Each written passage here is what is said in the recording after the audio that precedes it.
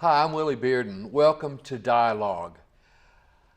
You know, we talk a lot about storytelling on this show, and it's always been my contention that everybody has a story and everybody has something to say. You know, we human beings are storytellers just by who we are. You know, I think for thousands of years people have sat around the campfire or whatever and told stories.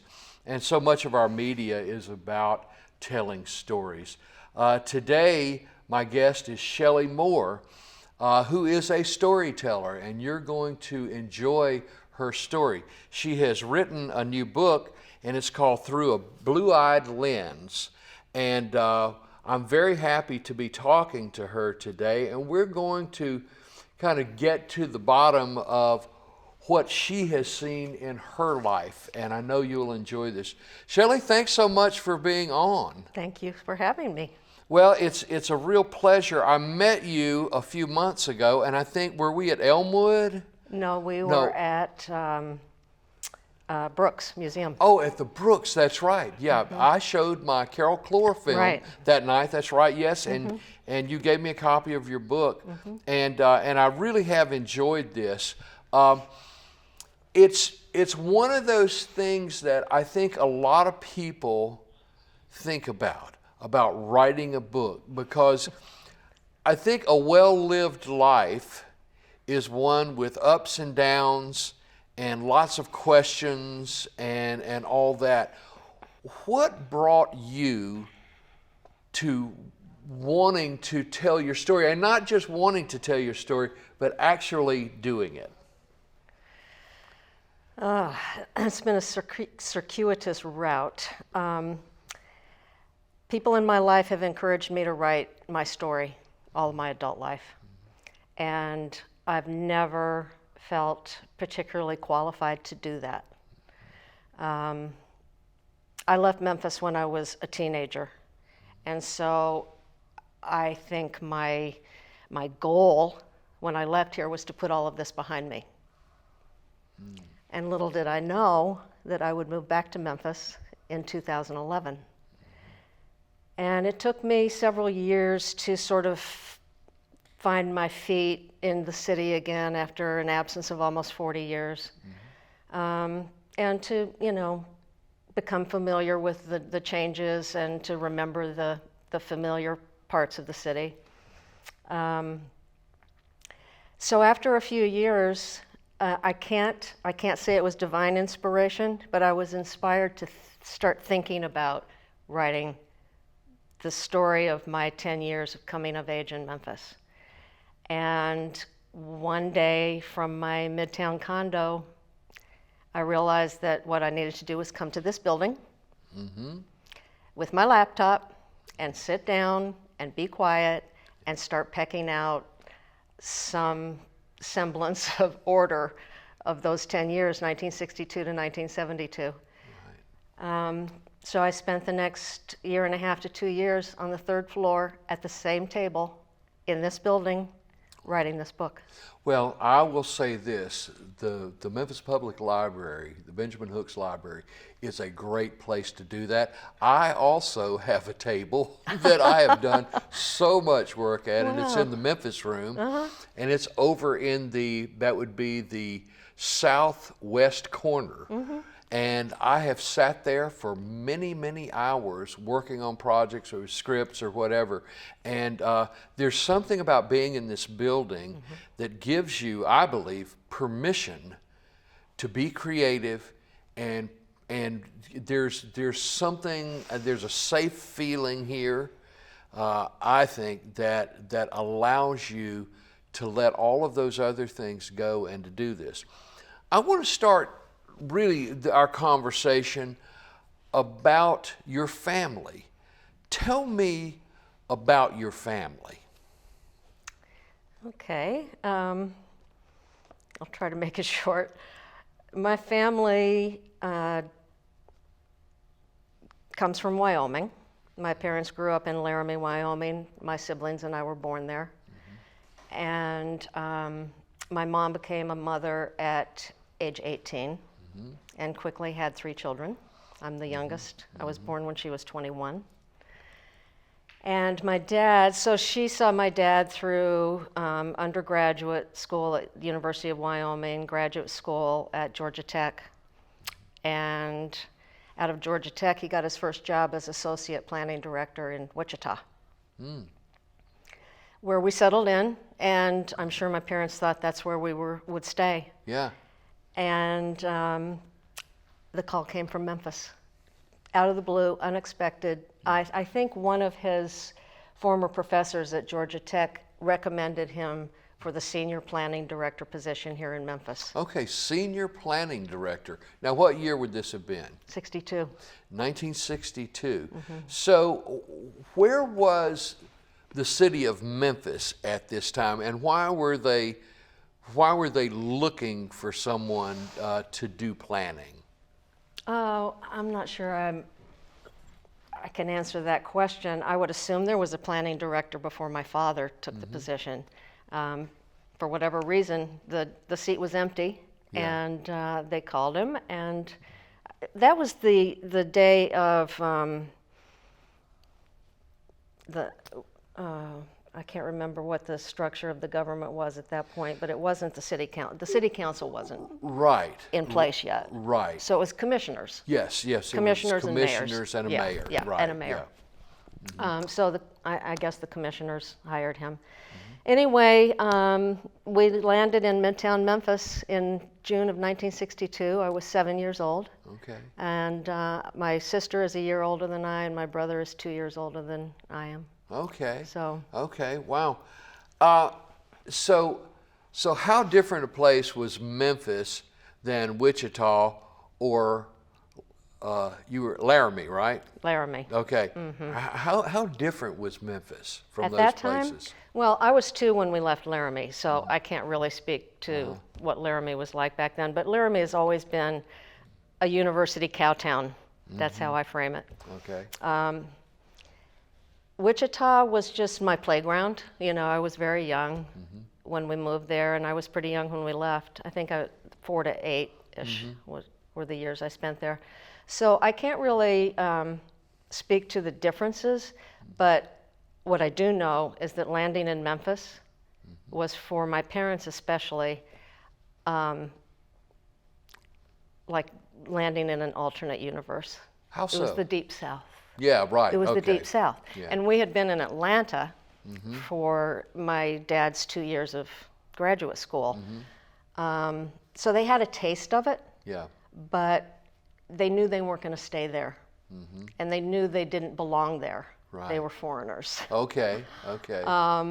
So Memphis was, I think, a traumatic move in some ways for my parents, my mom especially, because she dealt more with the social aspect of it and, you know, had to interface with other parents a lot and other children. So Memphis, and I mean, it was pretty obvious that Memphis was a completely segregated city at that point. The only African Americans I saw were the maids and yard men on our street, and the sanitation workers, of course. Sure. So I was in a bubble. You know, my parents settled in Midtown specifically and intentionally so that we could go to Idlewild Elementary, Bellevue Junior High, and Central High School. Yeah, all good schools. That was the plan. Yeah. And they executed it well. So, yeah, so that was my introduction to Memphis. We lived on, you know, in an absolutely bucolic neighborhood. It was beautiful. But we were still outsiders. We were odd. So that whole, you know, and I've heard so many people talk about the fact that that when you move into somewhere into the Deep South, it's very hard to get traction socially, and that's, you know, there are many reasons there, but so many of the old families, you know, run this town and run towns like Memphis, and probably in places like Laramie, there were probably not a lot of old families. There were probably a lot of people who were kind of newly in that state. And maybe Wichita was the same way. I don't know. And I'm not trying to defend that, but I've heard so many people say it's just very hard to come into a place like Memphis or Atlanta or Montgomery, Alabama, or wherever, and really try to fit in. Well, part of our family's problem was that we were on a different socioeconomic scale than the rest of the people in our general area. Okay. My parents had just bought and had to sell the house in Wichita, and they had no intention of buying another house, so we rented our house in a neighborhood that was unheard of. Right. Okay. To live in a rental. So we were surrounded by old Memphis money. Yeah. Doctors, lawyers, insurance people, cotton people. Right. So it was a little shocking, although, I was 7 years old when we landed here. So I just made friends with whoever was available, and it was easier for me to fit in than for my parents, I'm sure. And what did your mother later think about that? Did she think about this a lot later in her life, and how, how if it was traumatizing or what she went through, what she learned from that? She still talks about it. Oh, really? Yes. Okay. Yeah. My wonderful mother just turned 89. Wow. And remembers the years in Memphis well, not always with fondness. Yeah. It was hard for her. It was very hard for her. She was a ranch girl. Oh, okay. Yeah. Town and ranch, but Sure. she spent a lot of time on a ranch, and she just never felt like she fit in here. Yeah. Yeah. She couldn't mold herself to, to the form that she found other women in particular. Yeah.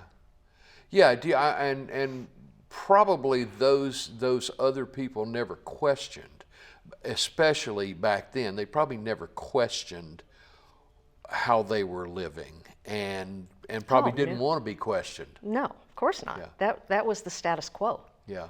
That was standard. Yeah. Huh. But our house was the only house on our street, and I think arguably for a large swath of Midtown Memphis that did not employ a maid. Yeah. Ever. Okay. Ever. Yeah. Right. That was just, it wasn't going to happen. My Sure. parents were not going to hire a Right. black maid to work Yeah. in our house. They had 3 children. That's what we did. Yeah. Right. You took. Yeah, We did the okay. work. Yeah. I certainly understand that. So you went to school at Idlewild, and then where did y'all go to church? Central Christian at Okay. Peabody and McLean. Okay. And that is what denomination? Unfortunately for us, it's an extension of Southern Baptist. Oh, okay. All right. Yeah, well, that's It's a certainly thing. The Church of the South, right? Yeah. Yeah. And I have grandparents and great-grandparents from Georgia and Tennessee Uh-huh. who started out in Georgia and Tennessee, and they were all Southern Baptists. Yeah, So that's probably why my parents carried on with that to some extent. sure. Okay. All right, so you were here for 10 years, right? Yeah. What's the enduring memory of those? I mean, can you encapsulate those 10 years in one kind of enduring memory? Mm-hmm. What is that? 8th grade. Okay. And what happened in the 8th grade? What happened in the 8th grade? Well, let me preface my answer with this. This book would not have been written without the experience I had beginning in 8th grade. Okay.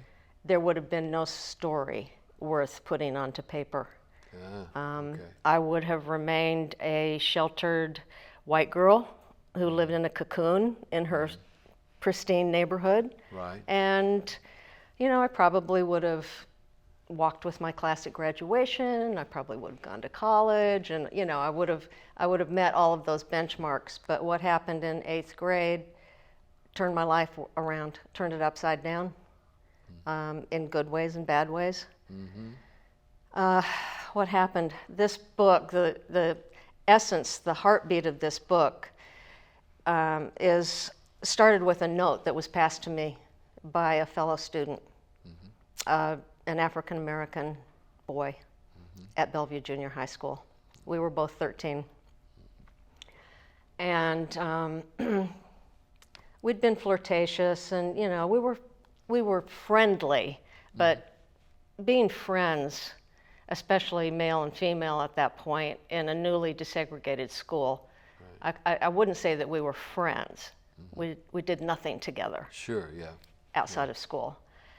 So he handed me a note one afternoon in the hallway, and with audacity and charm asked me to be his girlfriend. This was 1967 Memphis. Yeah. Wow. I didn't see it coming. Uh-huh. I couldn't have dreamed that note. Uh-huh.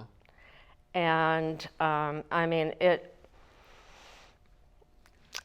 almost brought me to my knees. It was shocking. It was exciting. It was thrilling. I mean, we obviously really liked each other. Yeah. And it's interesting because readers have said, "What? Your parents allowed you to date when you were 13?" And I said, "It wasn't like we were dating. Sure, we were yeah. boyfriend and girlfriend. Yeah, we were, right. you know, we kind of exclusively liked each other. Uh-huh. And for 13-year-olds at that point, dating meant going to parties. Yeah, right. Yeah. Period. Yeah, Or I mean, hanging out in it's each the way other's you house. learn how to socialize. Exactly. It's the Right. way you learn how to behave with the other gender, Right. you know. Right. And it's such an important thing, you know. It's such an important experience at an important age, Yes. a very impressionable age. Yeah. So, you know, I've obviously thought about this a lot over the years and have talked to Dwayne. There's no secret who this person is.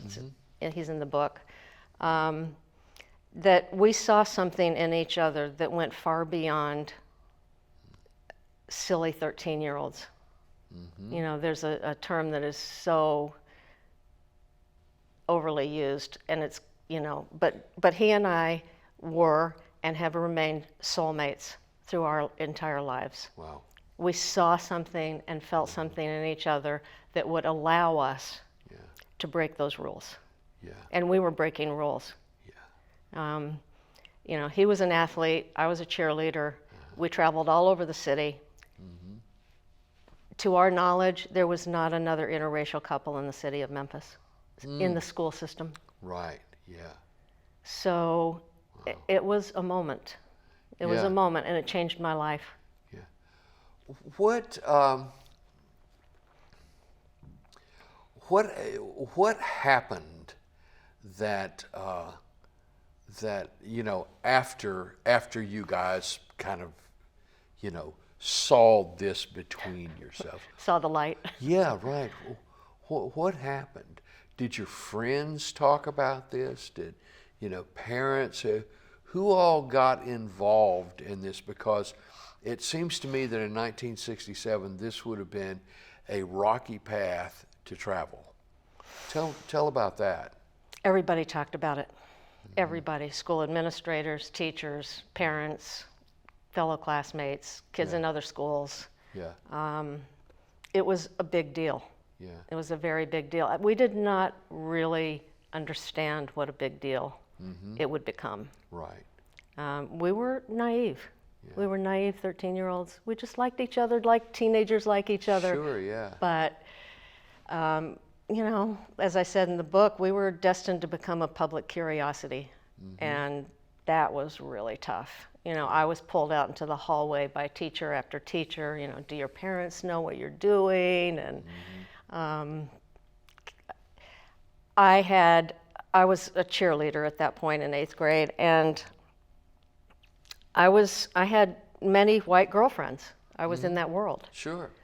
And when Dwayne and I became an item, when it became obvious that we were doing more than being goofy in a classroom, Yeah. my white girlfriends and I couldn't breach that gap. We couldn't make that work. Really? And so I can't say that I walked away from them, but they definitely walked away from me. Yeah. And at that point, my entire social world through high school was lived in the African American community. Wow. Wow. That was a pretty bold move. Did you know it was bold at the time? Oh yeah, it became clear pretty quickly. Yeah. But it was, Willie, it was a time when one had to make a choice. Yeah, sure. I could not straddle both communities. Right. There was no format for that. There was no precursor for me right. to study. It was all uncharted territory. Uh-huh. And I knew I had to make a choice, and I made the choice that I made, which was to embrace the community that was embracing me. Right, right. And what did that look like? That looked like Shelley sitting with her circle of black girlfriends in the cafeteria. Okay. That looked like Shelley going into Orange Mound and to, the parkways to parties. Yeah. And being the only white, I was the only white person in so many instances and situations. Really? At that time. Yeah, and my mom would just, shudder when she dropped me off at a party at Orange Mound. Yeah. Because the risks were clear. Yeah, right. And I think even more so for the adults in our lives. Yeah. They understood the nuances more than we did. Right. I knew that it was on some level, I knew it was very risky. I didn't know how dangerous it was. Right. Yeah, that was a very dangerous time. Yeah.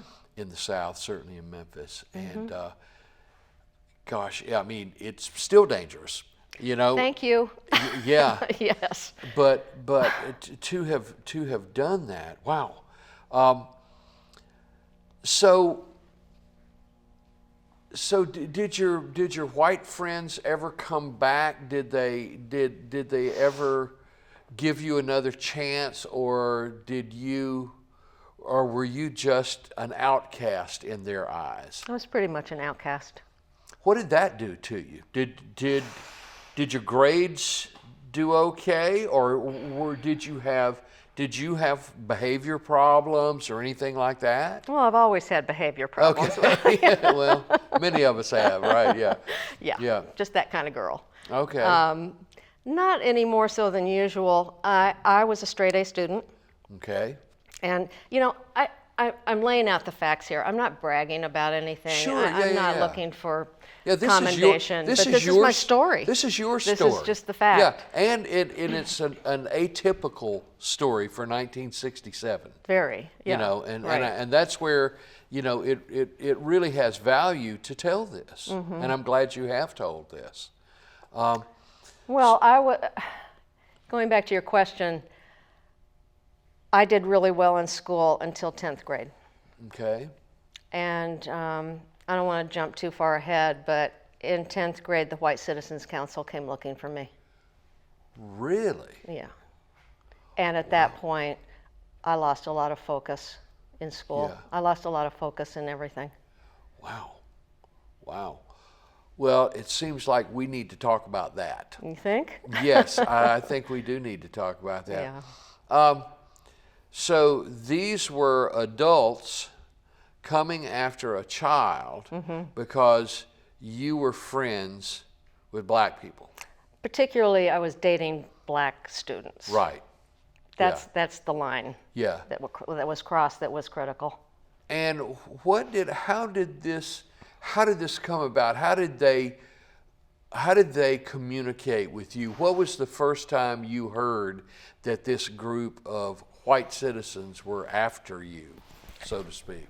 Well, interestingly, this was 1969. Yeah. We went to school with people whose relatives were grand wizards of the Ku Klux Klan. Yeah.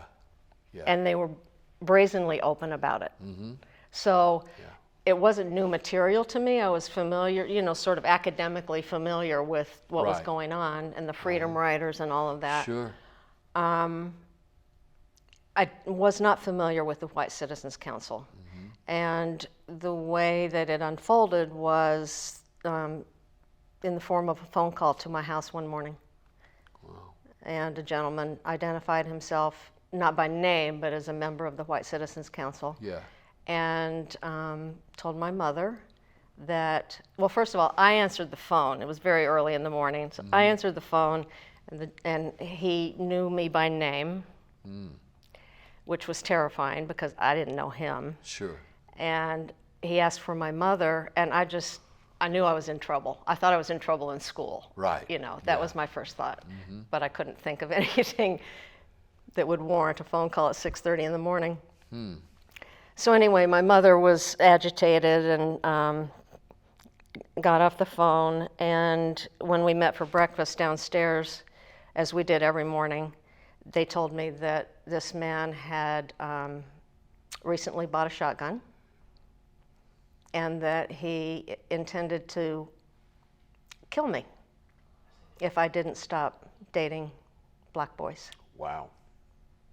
Wow. And that he was stationed outside the school. Really? I mean, it was specific. Yeah. It was terrifying. Yeah. Yeah. I can't imagine. So schoolwork imagine. became Yeah. not so important to me Sure, at that point. Yeah. Wow. Yeah, Wow. I was 14 years old. Wow. So did your parents call the police and try to go that avenue of looking into this?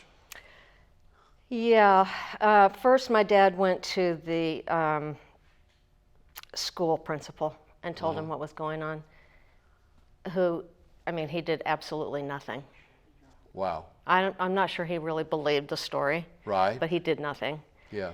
And so my dad called the police chief, commissioner, whatever he was called, and so his response was to send squad cars into the neighborhood to basically protect our home. Yeah. And my parents, my response was, I'm not going to school. This Yeah. guy's watching me. Sure. I'm not going to school Yeah. ever again. Right. And their response was, oh yeah, you are. You're going to school, including this morning. Yeah. So what they did was they positioned my brother and sister on either side of me every day when we walked into the school Yeah. and when we left school, and one of my parents would ferry us in the car. No more walking to school. Wow. And I was terrified. I was absolutely sure that my days were numbered. Wow. Yeah. So obviously I stopped dating anybody. Yeah. I mean, my life went on lockdown. Yeah. That is so awful. Yeah, it was pretty That awful. is so awful. Did they ever find out who this person was? I mean, obviously there were lots of people who were threatening you, threatening a 14-year-old. And just saying that, just like, what? I know. I wrote about that in the book. Really? Yeah. This grown man is, Yeah. threatening a teenager for being a teenager? Yeah. Well, they always call the White Citizens Council the Klan in ties. Oh yeah, they're You the know? shirts. They're the suits. Yeah, that's what I right, call yeah. them, the suits. Yeah. Yeah. And certainly, down in the small towns in Mississippi and in Alabama and places like that, just about everybody was in the White Citizens Council because they saw this existential threat out there that was changing everything they were afraid of. Sure. And changing their power base. yeah, it definitely was. Threatening it, because, anyway. so many of the counties, especially down in the Mississippi Delta, were, 70% African American, 80% African American, and if those people started voting, then all of a sudden, it's gonna change everything. Which a lot of it did. A lot of it did Sure. change at that point, and they fought every step of the way against that. Right. So how did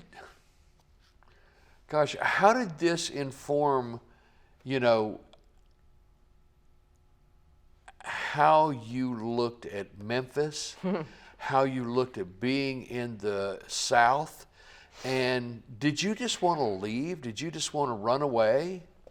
And how long did it take you to run away? Well, I decided that I emotionally and psychologically, I could not attend my senior year at Central.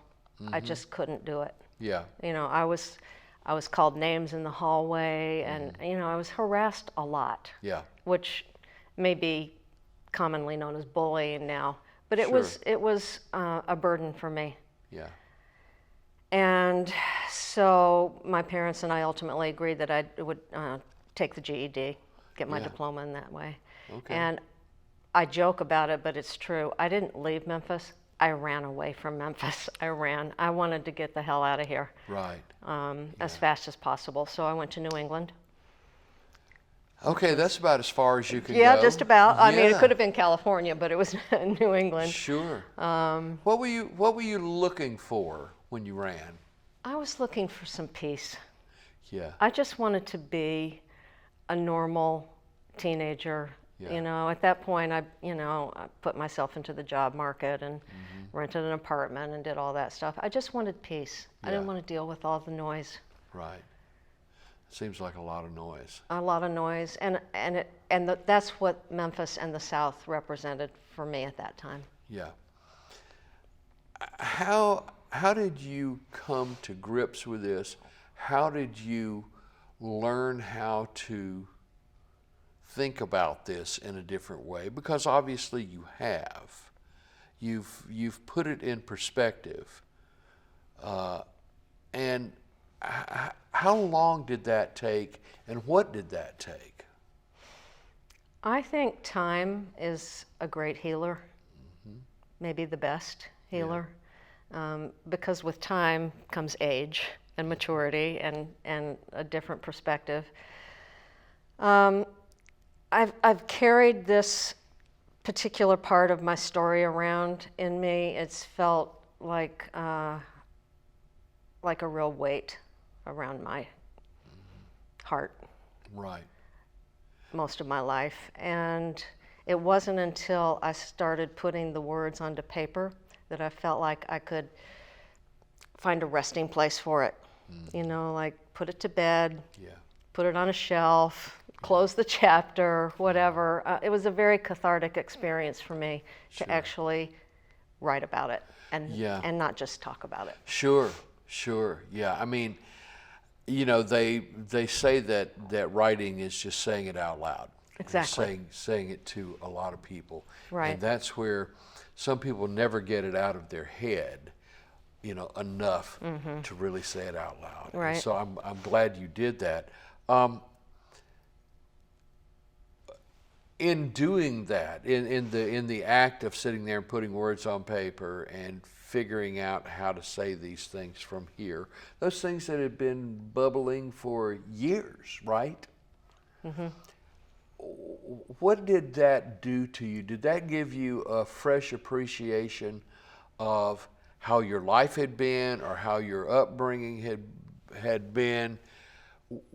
You obviously had something there that allowed you to do this, because so many people never get to that. What was it that allowed you to do that? Friends, family, what? I mean, To write? To write and to see your story, see yourself as a 14, 15, 16-year-old, and then to be kind of rational about that and to really look at it. Well, it's interesting because I'm often asked, where are the diaries? Where are the journals you kept? I didn't keep diaries and journals. Yeah.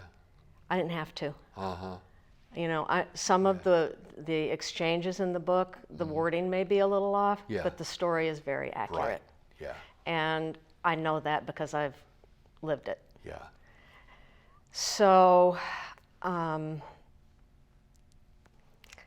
I think that first and foremost, my gratitude to my parents has increased exponentially because of who they were while I was struggling through a lot of those years.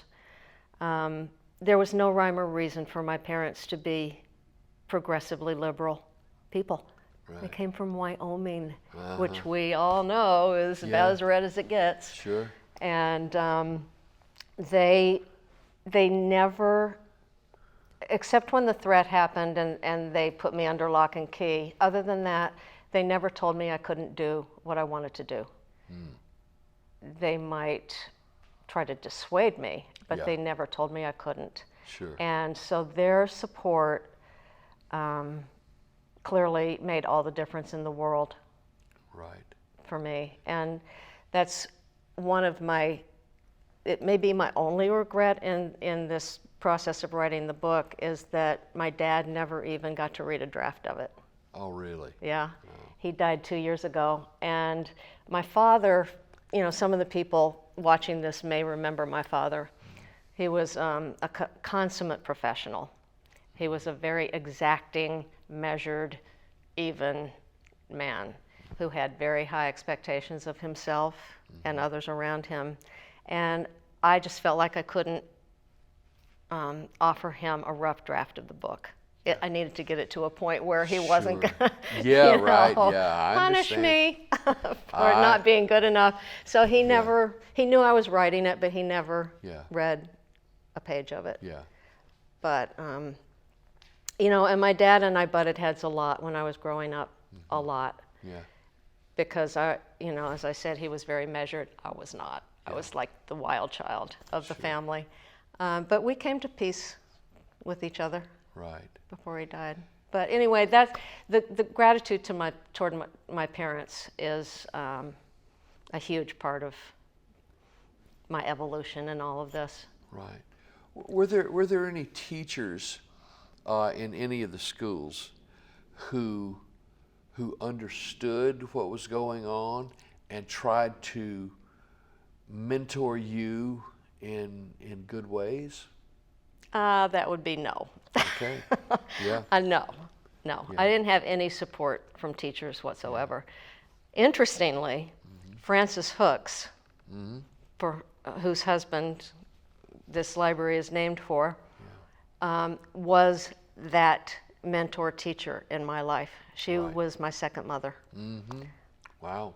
Literally. And that's another reason why writing the book in this building has meant so much to me. Yeah. Because I spent quite a bit of time around both Ben and Frances Okay. as a Yeah. teenager. Right. Frances Hooks was a guidance counselor at Carver High School. And after Dr. King was assassinated, she organized a consortium of other adults, you know, guidance counselors, teachers, police officers, social workers, and an interracial group of students to try to figure out where we were going to go from there, from that horrible, horrible moment in Memphis. Right. So Frances Hooks was my teacher mentor, although I never had her as a teacher. Yeah. But I had her as Sure. a friend. Wow. Wow. So was there a draw? Did Memphis draw you back at some point? It did. How did that happen? How did that happen? And how did, you know, I mean, had you thought about it for a long time? Or had you always thought about, I'll never go back there again? I had never even thought of visiting Memphis again, Really? much less living here. And I was in Wyoming, and my brother, who is an avid blues musician lover, Right. music lover, and barbecue Okay. king. Well, you just ticked both boxes. Yeah, I for know, Memphis. right? So Right. he wanted to go to Clarksdale, to the Okay. Juke Joint Festival. Yeah. And of course, you know, flying in and out of Memphis, and of course we were going to have some barbecue. And Sure. so my brother and his partner and my mom and I came down, and it was a light bulb moment for me, being back in Memphis. Some of my high school friends and I reunited after 35 years. Right, yeah. And I knew that Memphis was was going to be in my life again. I wasn't sure what that was going to look like. Yeah. This was 2005. Okay. So just life presented different opportunities and possibilities, and I said, let's go to Memphis. Right. Wow. Wow. When you came back, obviously, you know, you had lots of life experiences, and were you able to look back on what had happened to you in the past? It was 50 years ago or whatever. Were you able to look back on that and digest it better, or was it still very raw for you? I don't think it was raw. You know, it's interesting. Several people in my life were worried for me when I moved back to Memphis. Really? Because Okay. they thought that Yeah. that old construct was going to come after me somehow. Yeah, right. You know, whether it was Yeah. in ghost form or, you know, Sure, yeah. reality, and that none of that has happened. I haven't Yeah. been traumatized by moving Yeah. back. I have, from day one, 2011, whatever day it was that I moved back, have felt like I came home. I came Yeah. home. Really? Yeah. So out of this situation that was certainly traumatizing, that was very scary, it was a situation that made you leave your parents and leave your people to go somewhere else. Out of that, there was something here that was meaningful to you, right?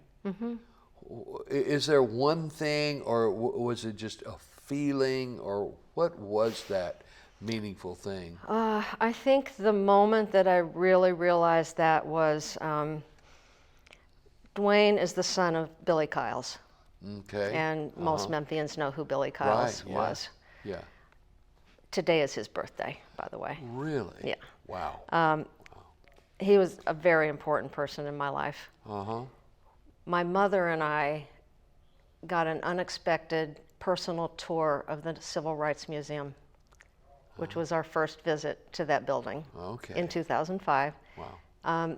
Billy Kyles gave many tours of that building, and he showed up and took us through a very personal retrospective of that Wow. building. Every room Wow. Wow. brought stories and Yeah. memories, and Sure. by the end of that day, and then we went to his house for a meal, you know, and I Yeah. just felt like this is my home. Right. That it was that moment that, you know, because I really lived through so much of that civil rights Yeah, era. right. I mean, you are a part of this. Yeah. I mean, a very real part of this. Right, right. That's really strong. It's very strong, very powerful. Yeah. Yeah. And so is that what gave you the, I guess you had to reach down and find some power to get through this and to get that book out of here and onto paper. Is that the thing that really propelled you? I'm not sure that's what propelled me. I didn't start the book until 2018, so that was 7 years. Yeah, right. No, well, 13 years after yeah, the tour of okay. the Civil Rights Museum. Sure. It was sort of an organic seedling that was deposited, and you know, it just started taking shape over the years. Like I said, I never felt qualified to do this. I had to really talk myself into this. So, you know, the first point was writing an outline, which thankfully I learned in my great Memphis public school education years. Right. Right. And, you know, I just went from there and fleshed it out. Yeah.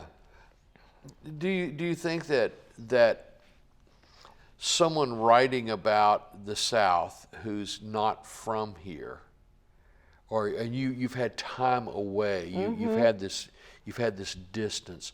Do you think it's easier for someone who's not from here to really see it as it is?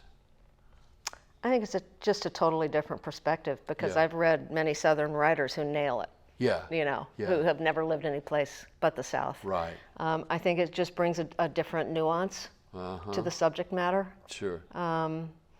When I moved here, I didn't know I was an outsider. Yeah. It took me years to figure that out. Right, And then right. to sort of put it into perspective. Mm-hmm. So,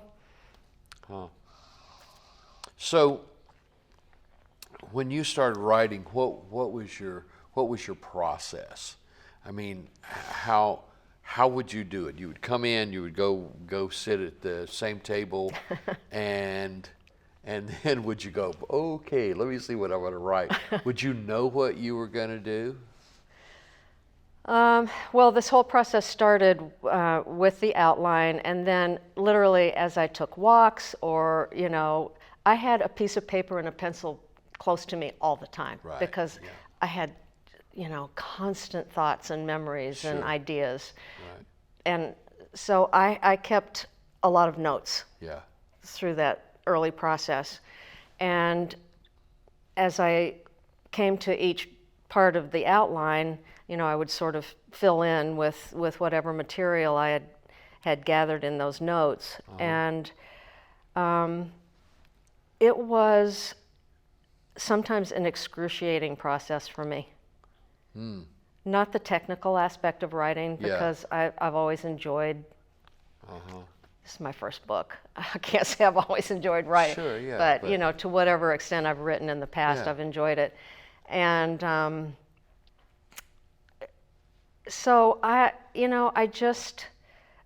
knew that I just had to come back here every day and keep at it. That's Yeah. all I knew. Right. And eventually, it took shape and it took form, and a lot of editing, a lot of proofreading, Yeah. a lot of revision. Right. Later, I felt like I was done.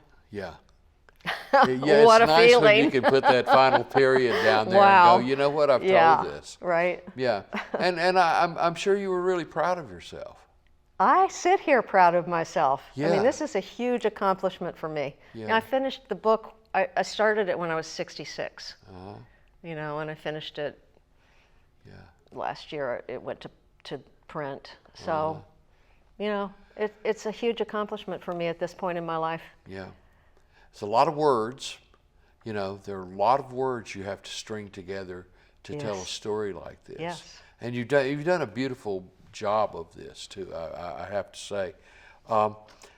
How has the reception of the book been? Has it been harder than you thought, like getting out and talking about it, or selling it, or all of these things? I mean, we're in a time, you and I talked earlier before we started shooting this morning about how the publishing business is just kind of, it's like the Wild West now. Yeah, I mean, right. there's so many.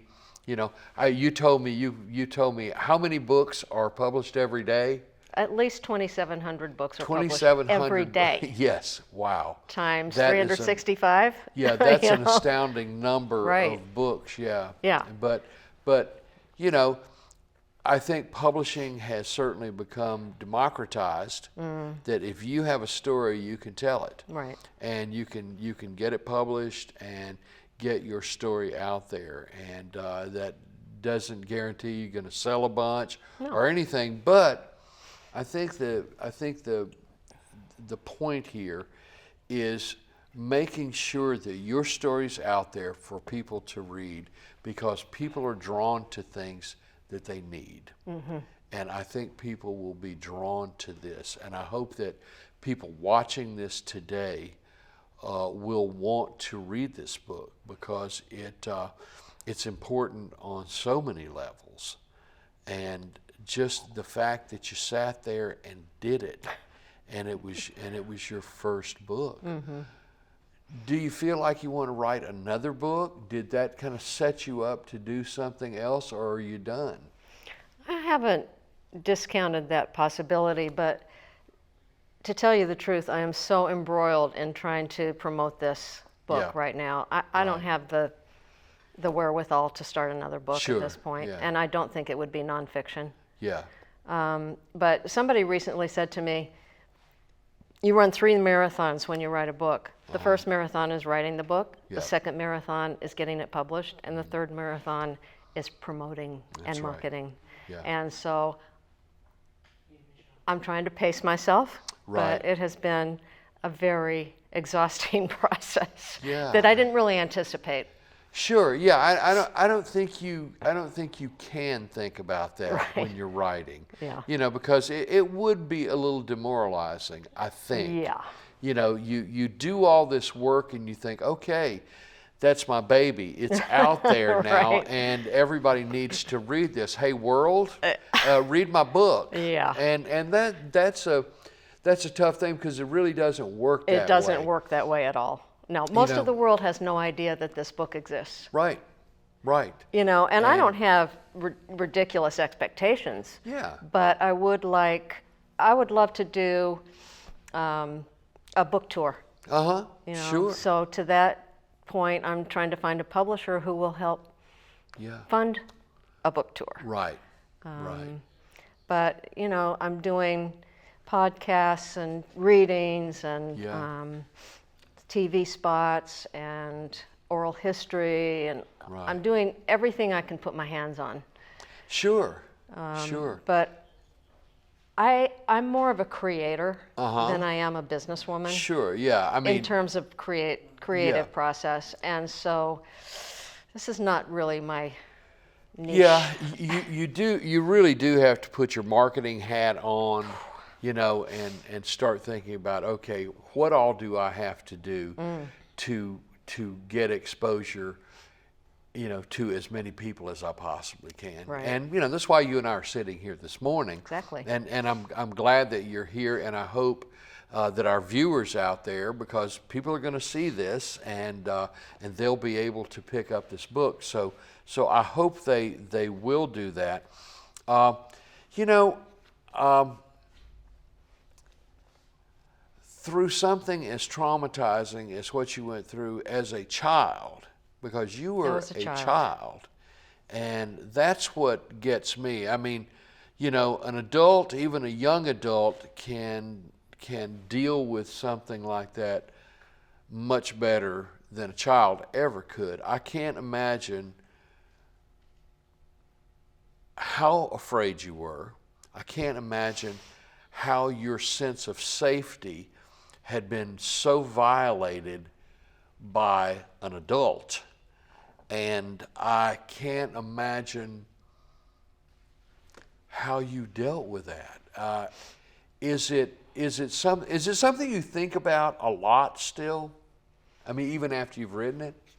Or has it put those demons to rest?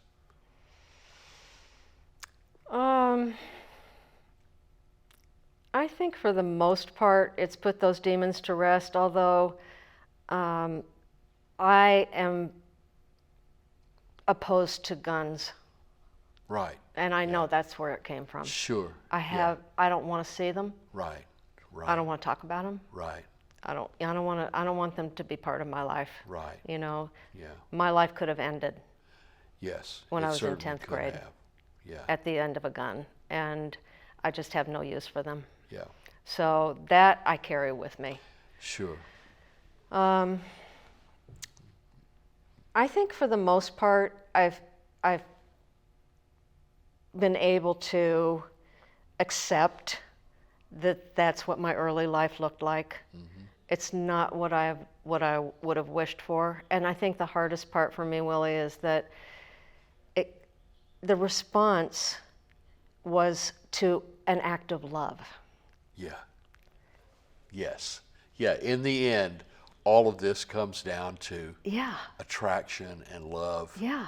Yeah. And that continues to blow my mind. Yeah. I have to admit that. You know, that Yes. These. evil in the face of love. Right. These are strange times Mm-hmm. that we've lived in for, well, you know, certainly in this country for, you know, 150 years or hundreds of years, really. Right, right. You know, and there's never been a reckoning. And And it has shown itself in big ways and small ways. But they are all traumatizing to people. And I'm sorry you had to go through that. Yeah. I really am sorry you had to go through that, because, you know, that's not fair. It's not, you know, in a better world, your life would have been completely different. Absolutely. You know, you would have had a boyfriend, No question. and y'all would have done all right. Yep. You know, or you wouldn't have done all right. what- Just, you know, right. it's just what happens to people. Right. You know, people live their lives. People live their lives, and the realities, you know, are the realities. But for someone to threaten your life, and you know that person who called your home that morning, you know that person had an awful life.